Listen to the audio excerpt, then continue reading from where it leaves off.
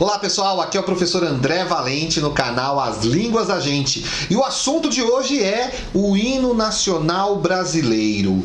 Quando você canta o hino nacional brasileiro, você sabe o que você está cantando? Você entende as palavras? Você conhece a história do hino nacional brasileiro? Bom, fica com a gente então que eu vou contar tudinho para vocês. Roda a vinheta e vamos para o nosso vídeo.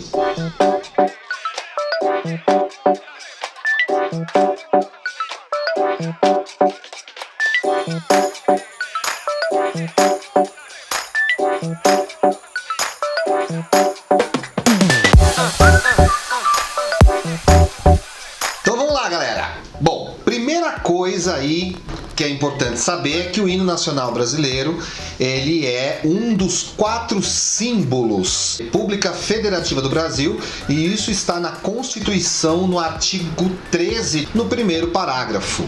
Junto com o hino nacional estão também a bandeira nacional, o selo e as armas nacionais, que são os símbolos oficiais do Brasil. Bom, a letra é de Joaquim Osório Duque Estrada e a música é Francisco Manuel da Silva. Bom, o primeiro hino a ser executado no Brasil com essa conotação de representar o país foi o hino da Independência. O hino da Independência, a música do hino da Independência foi composta pelo próprio Dom Pedro I, né? E composta, né, como um hino da liberdade, para falar da liberdade do país em relação a Portugal. Em 1831, com a renúncia de Dom Pedro I, foi composto um hino em homenagem a esse momento. Esse hino ele já tinha a melodia de Francisco Manuel da Silva, que é uma melodia que já era parecida com a melodia atual do hino nacional. Um pouco depois, em 1833, o desembargador Ovídio Saraiva de Carvalho e Silva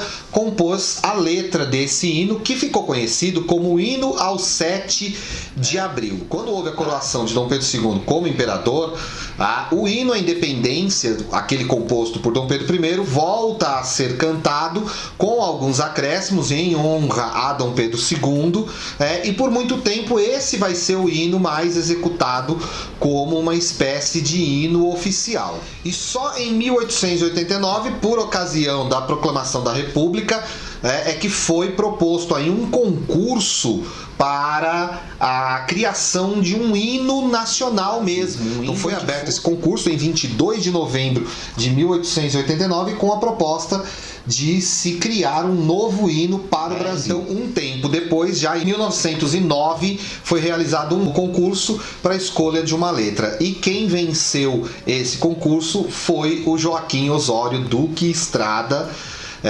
com a composição que nós conhecemos hoje. Só que começou a haver uma discussão sobre a letra, sobre algumas partes, houve crítica, houve um debate na sociedade. Só em 1922, e meio que às pressas, por causa do centenário da independência, é que a letra do Joaquim Osório Duque Estrada também foi oficializada. Agora vem aquela questão, né?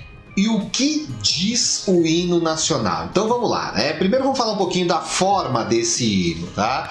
Bom, ele é um hino eclético, ele mistura formas, diferentes ali, porém a sua composição ela mistura elementos basicamente de 2 estilos literários, do estilo romântico, principalmente a temática do hino é romântica, com exaltação à natureza, ao heroísmo, a esse sentimento nacionalista, patriótico,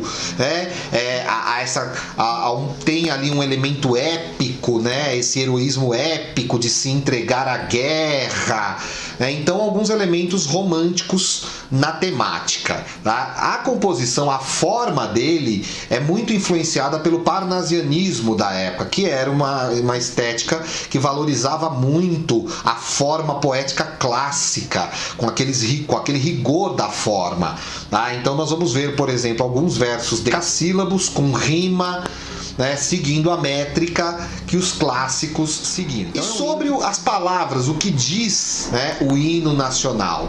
Então vamos lá, vamos parte a parte aí para entender o hino. Ele começa dizendo: ouviram do Ipiranga as margens plácidas de um povo heróico o brado retumbante, e o sol da liberdade em raios fúlgidos brilhou no céu da pátria nesse instante.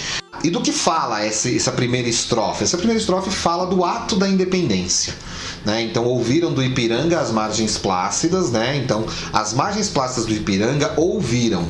Tá? Tem uma coisa muito importante aí, algumas pessoas dizem que as margens plácidas era o lugar onde aconteceu. Não, para ser lugar teria que ter uma crase aí, teria que ser as margens com crase. Como não tem crase na letra oficial, então as margens é substantivo mesmo, e esse substantivo é o núcleo do sujeito do verbo. Ah, logo, traduzindo tudo isso, significa: quem ouviu as margens plácidas do Ipiranga ouviram o quê? Ouviram o brado retumbante de um povo heróico. Brado retumbante. Margens plácidas são as margens calmas, tranquilas do Ipiranga, que ouviram o grito de independência, o brado, o grito. E um grito que ecoa, um grito alto, um grito que todo mundo ouve, como se fosse um estrondo, né? Então, o grito da independência é o grito do Ipiranga. Então, as margens plácidas ouviram isso. Então, está falando do grito. E o sol da liberdade, em raios fúlgidos, em raios fortes, em raios brilhantes, né, brilhou no céu da pátria nesse instante. Então, dizendo que, com o grito do Ipiranga, o Brasil se torna livre, se torna independente. Se o penhor dessa igualdade conseguimos conquistar com braço forte, em teu seio, ó liberdade, desafia o nosso peito à própria morte. Então, nessa segunda estrofe, ele está dizendo o seguinte: o penhor aí é uma figura de linguagem, é uma metáfora, né, que se refere aí à garantia, né? Empenhar alguma coisa, colocar algo no penhor é dar uma garantia. Então, o penhor dessa igualdade, ou seja, qual é a garantia dessa igualdade? Que igualdade é essa? A independência do Brasil. O Brasil ser reconhecido igualmente como uma nação independente, assim como são as outras nações, principalmente nações europeias. A referência aqui são as nações europeias, e os Estados Unidos, que já eram independentes naquele momento e que inspirou movimentos independentistas, né? Então, aí a ideia é que o Brasil alcance essa igualdade, né? Então, se o penhor dessa igualdade conseguimos conquistar com braço forte, né, na luta, na guerra, em teu seio, ó liberdade, desafia o nosso peito à própria morte. Quer dizer, se no seio da liberdade, a liberdade como uma mãe que vem agora, lembra um pouco, remete um pouco a esse quadro, que é um quadro do Delacroix, que se tornou um símbolo da Revolução Francesa, e que apresenta aí Marianne, que é essa mulher, símbolo da República, símbolo da independência da França. Então, em teu seio, ó liberdade, desafia o nosso peito à própria morte. Então, o nosso peito vai desafiar a própria morte, para garantir, para penhorar a liberdade. Então é aquela promessa de se colocar aí para lutar até a morte pela liberdade, pela independência.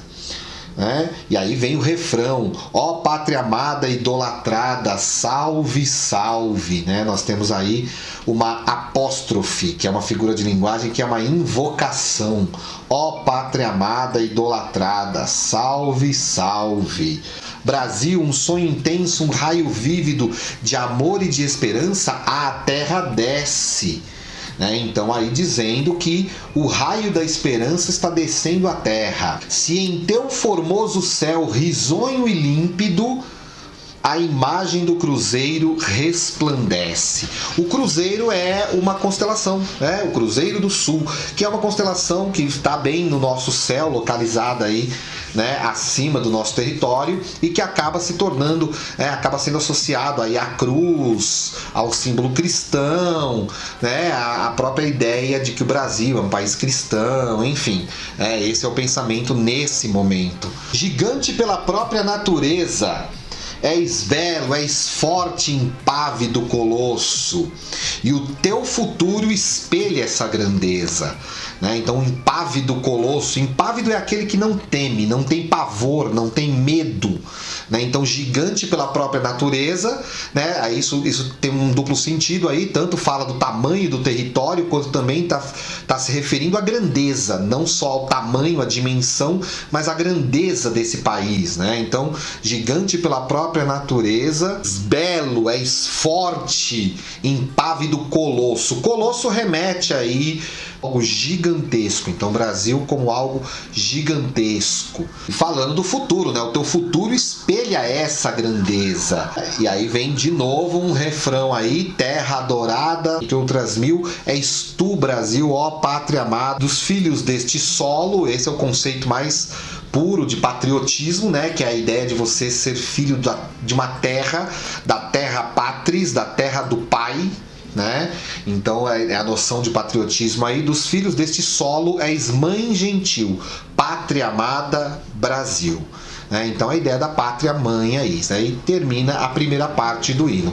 E aí nós temos a segunda parte do hino, que começa exaltando a natureza, né? Dizendo: deitado eternamente em berço esplêndido, ao som do mar e à luz do céu profundo, fulguras, ó Brasil, florão da América, iluminado ao sol do novo mundo. Então vamos lá, né? O que seria deitado eternamente em berço esplêndido é agora descansando, né? Da guerra, descansando da luta, né? Deitado eternamente em berço esplêndido, ao som do mar e à luz do céu profundo. Então, uma imagem bastante, né, paradisíaca, de, né, um ser que está deitado. Nós temos uma personificação do Brasil aqui como um ser, né? Um ser que está deitado ali à beira-mar, ouvindo o barulho do mar, olhando para o céu, descansando tranquilamente. E isso tem a ver com a nossa paisagem, né? Com a nossa costa gigantesca, com a nossa natureza. Fulguras, fulgurar significa destacar-se, brilhar, né? Fulguras, ó Brasil, florão da América. O florão é uma espécie de um enfeite que era muito comum, inclusive, ser colocado até no peito, né? Ele imita uma flor, né? Parece uma medalha, e hoje ele é colocado muito em decorações. Tá aí a representação de um florão, ó, para vocês verem, né? Então, o florão da América, porque o Brasil estaria ali colocado, né, em destaque na América, né? Uma flor da América, florão da América, iluminado ao sol do Novo Mundo. O Novo Mundo foi um dos nomes que a América recebeu assim que foi aí, começou a ser colonizada, né? Do que a terra mais garrida, teus risonhos lindos campos têm mais flores, nossos bosques têm mais vida, nossa vida em teu seio mais amores. Aqui nós temos uma relação de intertextualidade entre o hino nacional e a canção do exílio, poema do poeta Gonçalves Dias, poeta romântico, né? O romantismo foi um dos movimentos, daí provavelmente o grande movimento responsável pela criação de uma identidade nacional, né, de uma ideia do que era o Brasil. E a Canção do Exílio é um dos poemas mais conhecidos do romantismo e até da literatura brasileira, né? Minha terra tem palmeiras, onde canta o sabiá, as aves que aqui gorjeiam não gorjeiam como lá. Nosso céu tem mais estrela, nossas várzeas têm mais flores, nossos bosques têm mais vida, nossa vida mais amores. E aí o Joaquim Osório Duque Estrada pega esse trecho, coloca no hino a ideia de remeter ao nacionalismo romântico, a ideia da paisagem, né? A ideia da exaltação da natureza brasileira. E aí vem o refrão de novo: ó pátria amada, idolatrada, salve, salve. Brasil de amor eterno seja símbolo, o lábaro que ostentas estrelado. Lábaro era o antigo estandarte que os romanos carregavam, né? Você já deve ter visto essa imagem aí, né? Então o lábaro é esse antigo estandarte, tá? Então o lábaro que ostentas estrelado refere-se aí, na verdade, à bandeira do Brasil. E diga o verde louro desta flâmula, paz no futuro e glória no passado. Pedro, aí vem dizendo aí, paz no futuro e glória no passado. Mas, né, se ergues da justiça a clava forte, verás que um filho teu não foge à luta. Então é isso, né? É um desejo de que o Brasil seja uma nação de paz, mas se for necessário ir à luta, a clava é uma arma de guerra, né? Foi associado à espada, mas não é bem a espada, é uma espécie de tacape. Verás que um filho teu não foge à luta, nem teme a própria morte, né? Então não foge à luta e nem teme a morte. Ó pátria amada, filhos deste solo, és mãe gentil, pátria amada, Brasil. Então, esse é o sentido do hino nacional, essas são as palavras, né? E eu espero que você tenha gostado, espero que você tenha entendido. É importante a gente conhecer, né, os nossos símbolos, saber do que eles tratam, saber do que eles falam, ter uma visão sobre isso, uma visão crítica se necessário, uma compreensão, né, para a gente não ficar apenas repetindo aí, cantando sem saber do que se trata. Tá bom? Além disso, isso traz pra gente também bastante repertório, né? Vocabulário, traz cultura, traz uma noção de identidade, tá? E fica aí a reflexão, né? Você se identifica com essa noção de identidade que está no nosso hino nacional? O que você pensa dessa visão de Brasil que ele traz? Tá? Então reflita, pense sobre isso, seu comentário aí no nosso vídeo, tá? Compartilhe esse vídeo para mais gente ter acesso a essa informação que é importante, tá? Porque isso faz parte da gente, isso faz parte das línguas da gente. Um grande abraço e até o próximo vídeo.